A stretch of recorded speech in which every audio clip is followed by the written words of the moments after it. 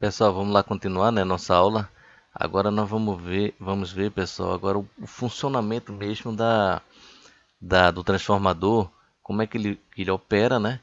E como é que é modelado esse transformador, ok? O modelo é tanto real como o ideal. Então, vê só, temos aqui um esboço de como é o transformador, é uma representação física, né?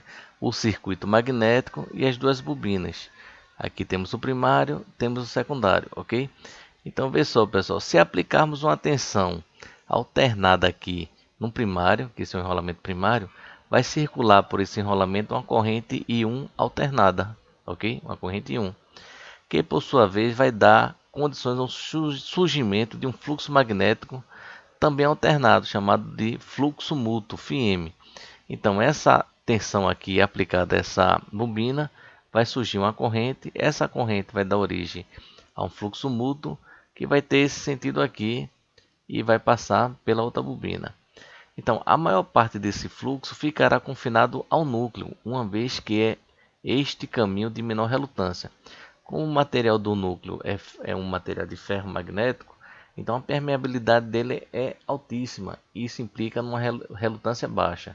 Ou seja, as linhas de fluxo magnético, a maioria das linhas, elas tendem a ficar confinada nesse circuito magnético aqui do núcleo, ok?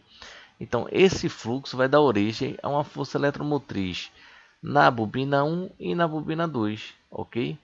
Que são forças eletromotrizes induzidas.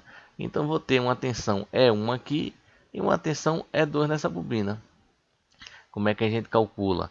A gente calcula essa tensão, o número de espiras da bobina 1 vezes a variação desse fluxo aqui no intervalo de tempo, em relação ao tempo. E aqui, essa tensão vai ser o que? O número de espiras N2 vezes a variação do fluxo no intervalo de tempo. Temos a tensão é 2. A gente vai ver, pessoal, que vai ter um fluxo de dispersão na bobina 1 e um fluxo de dispersão na bobina 2, ok? Então, eu fechando essa chave aqui e colocando uma carga, vai surgir uma corrente 2. Então, essa corrente 2, quando passar, vai gerar esse fluxo de dispersão 2. E essa corrente 1 aqui, quando passar, também vai gerar esse fluxo de dispersão 1. Ou seja, nem todo material ele é ideal. Se eu tivesse aqui uma permeabilidade infinita, pessoal, eu não teria fluxo de dispersão, ok? Então, fluxo de dispersão são pequenas linhas que elas não estão concatenadas aqui no circuito magnético. Elas estão dispersas, ok? Então, primário é o lado que recebe energia, lá da fonte. E o secundário é o lado que alimenta a carga. Eu fechando essa chave, vai circular uma corrente. Então, aí eu transmiti, pessoal, um bloco de potência do lado primário para o lado secundário através do acoplamento magnético. Ou seja, mais uma vez, a gente conectou uma tensão elétrica aqui, fez circular uma corrente I1. Essa corrente I1 gerou um fluxo magnético alternado. Por quê? Porque a corrente e a tensão são alternadas.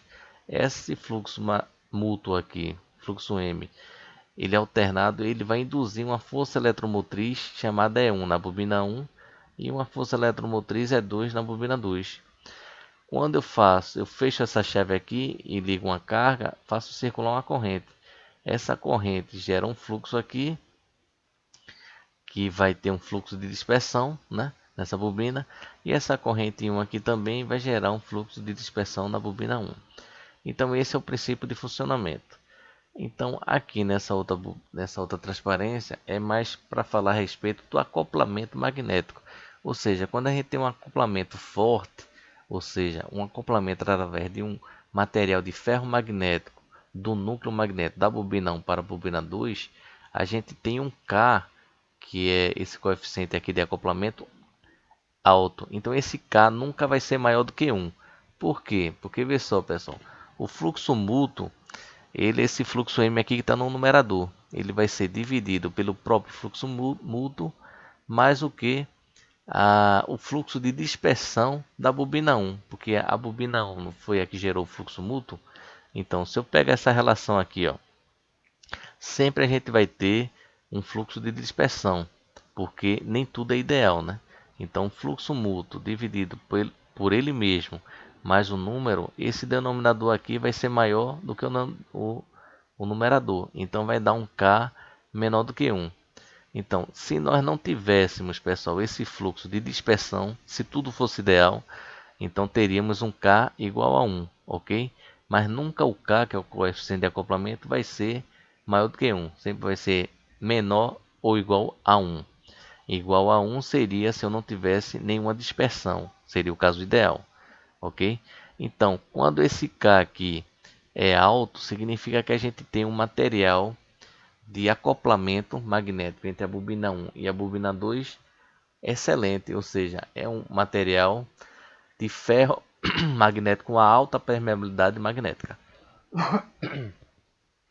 Seguindo aqui, pessoal, a gente tem aqui um modelo do nosso transformador ideal. Esse modelozinho aqui. No modelo do transformador ideal, a gente não tem perda nenhuma, pessoal. Temos a bobina 1 aqui, a bobina 2 e o núcleo representado por esse tracinho aqui. Aqui é uma representação, vamos dizer assim, mecânica, né? Uma representação física que diga do transformador monofásico, né? Que só tem uma fase. E aqui é o modelo elétrico dela, ok? Então, o transformador ideal com carga. A gente alimentou uma fonte de tensão na bobina 1, fez circular uma determinada corrente que gerou um fluxo magnético.